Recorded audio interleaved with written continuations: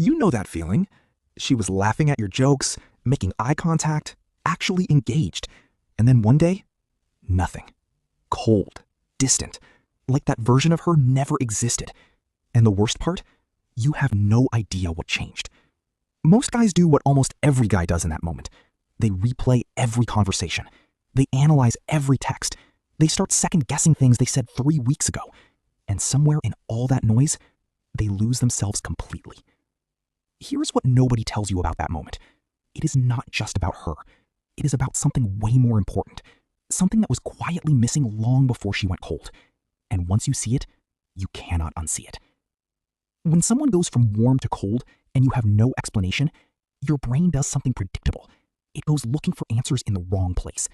It focuses entirely on her, what she's thinking, what changed, whether there is still a chance. But psychology tells us something uncomfortable here. The reason it hits that hard, the reason it actually destabilizes you, is not because she pulled back. It is because your sense of stability was sitting on her reaction in the first place. That is the real problem. When your mood, your confidence, your entire read of the day depends on how one person responds to you, you are not standing on solid ground. You are standing on someone else's behavior. And behavior shifts. People shift. That is just human. The guys who do not spiral when this happens, they are not more attractive. They are not smoother. They just built something internal that does not collapse when external things move. That is the work. And most people skip it entirely. Now, here's where it gets interesting. Because her behavior was communicating something. You just were not reading the right part of it. When someone is warm with you, genuinely engaged, present, interested, they are responding to a version of you that felt real to them. Not polished, not calculated, real. And here's what happens without most guys noticing it. The moment they sense someone is interested, something shifts. Subconsciously. They start performing a little, start managing how they come across, start editing themselves in real time. The effortless version of them, the one she responded to in the first place, quietly disappears. And she feels it, not consciously. Not as a thought she could explain, but emotionally. Something changes. The energy gets heavier. Conversations start feeling like work. She does not know why she is pulling back. She just knows something feels different. And it does, because you changed, not her. This is not about blame. It is about awareness. The most attractive thing a person can be is consistent. Not perfect, consistent. Grounded enough that nothing external throws you completely off your axis. Here is what makes this hard.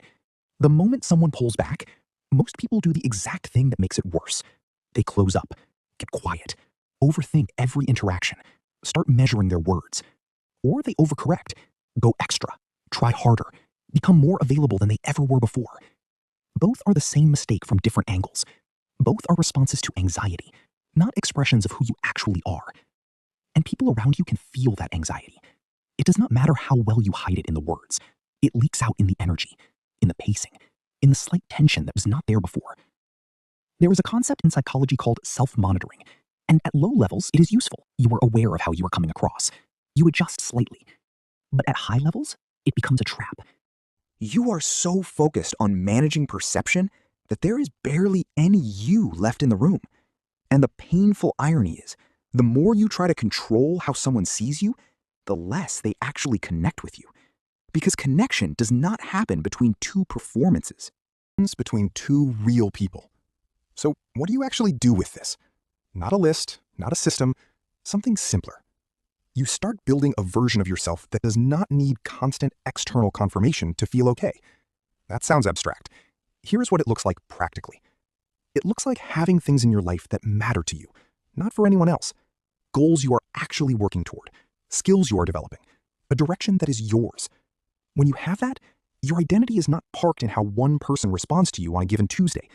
You stop chasing reassurance because you aren't running low on it in the first place. And here is the thing about that version of you, the one who is not anxious, not performing, not watching for signals every 5 seconds. That version is far more compelling to be around. Not because you are trying to be attractive, because you're too busy being real. Presence is not a skill you learn in a weekend. It builds slowly, through small, consistent choices to stop outsourcing your sense of self to other people's reactions. But once it builds, it holds. And the warmth that people show you, it stops feeling like something you have to chase or protect. It just becomes a natural result of who you are. So the next time someone goes cold on you, and it happens to everyone, the question worth asking is not, what did I do wrong? The question is, who was I being? And was that actually me? Because the work is not to figure her out. The work is to know yourself well enough that you do not lose the plot every time someone's behavior shifts. That is the version of you people stay warm for. That is the version of you worth building. If this gave you something real to think about, subscribe. That is all I ask.